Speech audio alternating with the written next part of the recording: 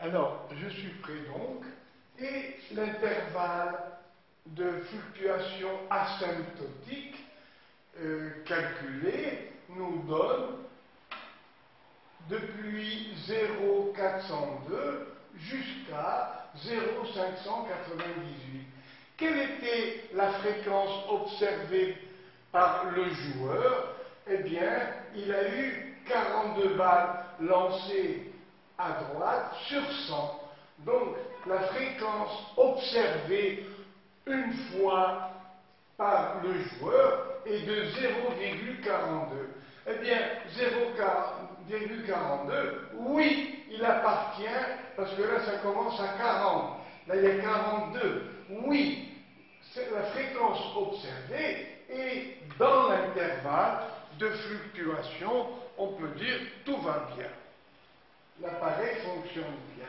Donc, les doutes du joueur ne sont pas justifiés.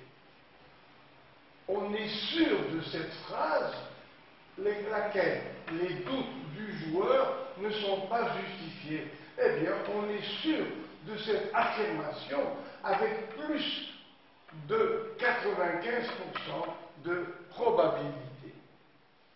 Alors, partie C. Pour augmenter la difficulté, le joueur paramètre, c'est-à-dire il change de fonctionnement. Alors, pour augmenter la difficulté, le joueur paramètre le lance-balle de façon à donner un effet de rotation à la balle lancée. Elles sont lancées, d'accord, mais elles sont lancées et elles tombent sur elles-mêmes. Et quand le joueur après va la frapper, il a deux gestes à faire.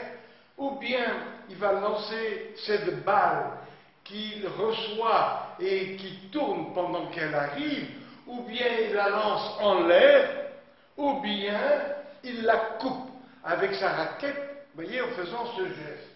Alors, elles peuvent être soit liftées, d'après ma mémoire, ça veut dire qu'elles peuvent être lancées en hauteur, ou bien la balle peut être coupée. Avec ce geste, quand elle arrive, on fait ce geste, on dit on coupe la balle. Bien, la probabilité balle lancée à droite ou à gauche est toujours la même, c'est-à-dire 0,5. Pour qu'elle soit lancée à gauche ou à droite. Maintenant, les réglages de l'appareil permettent d'affirmer que la probabilité que le lance-balle envoie une balle liftée à droite, c'est 0,24.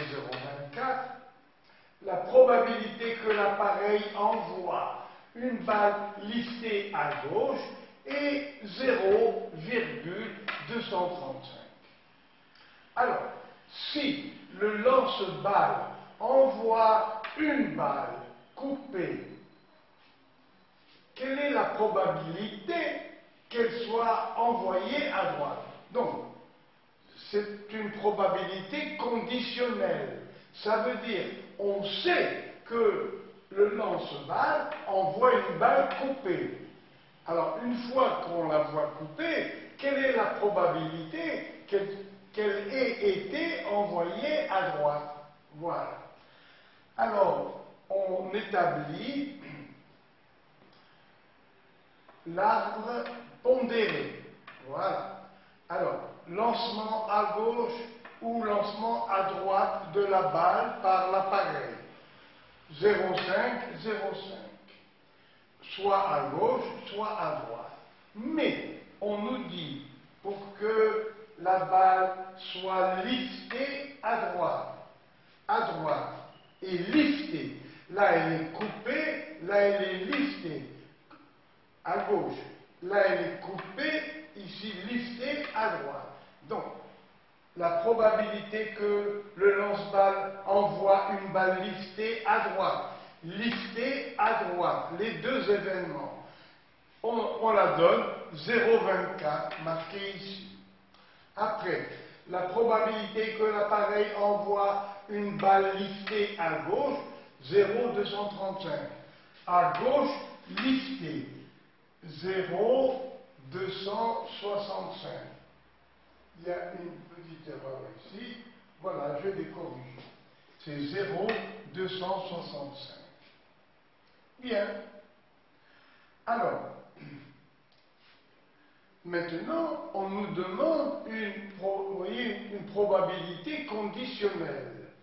Si le lance-balle envoie une balle coupée, quelle est la probabilité qu'elle soit à droite? Alors regardez, on veut que la probabilité se fasse à droite.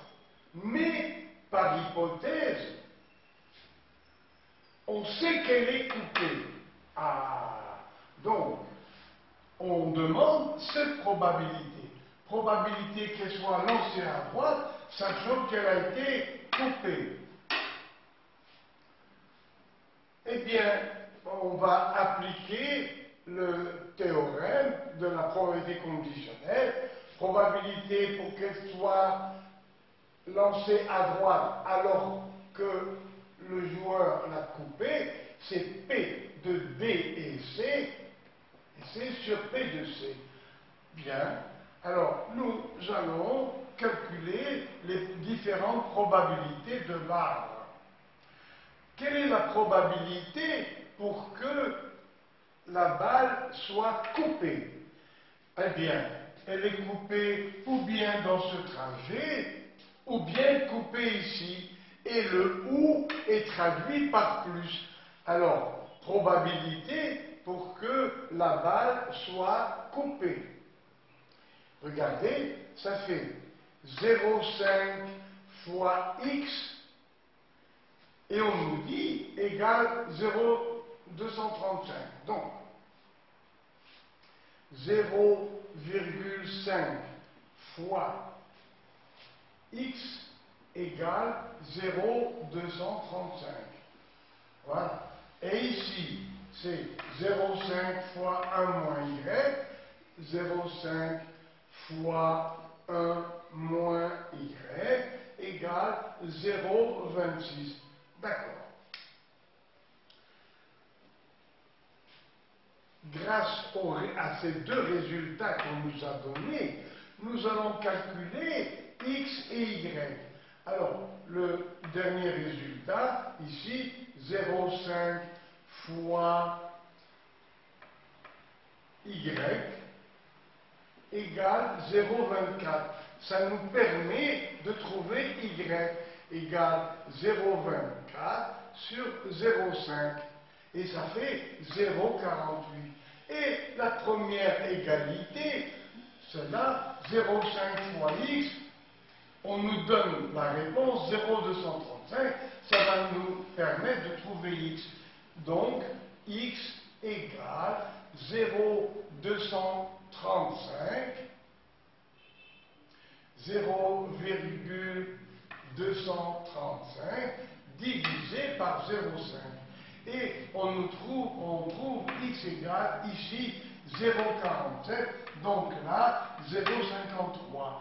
On a trouvé y égale 0,48, donc ici 1 moins 0,48, ça fait 0,52.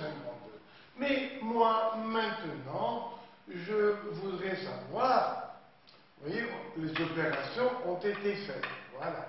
Je voudrais savoir quelle est la probabilité pour que la balle soit coupée. Eh bien, elle est coupée ou bien dans ce trajet, ou bien dans celui-là, c'est-à-dire 0,5 fois 0,47 plus 0,5 fois 0,52. Donc, quand on fait ce total, eh bien, regardez, probabilité pour que la balle soit coupée. Elle peut être coupée après être lancée à gauche ou coupée après être lancée à droite. Eh bien, ça nous donne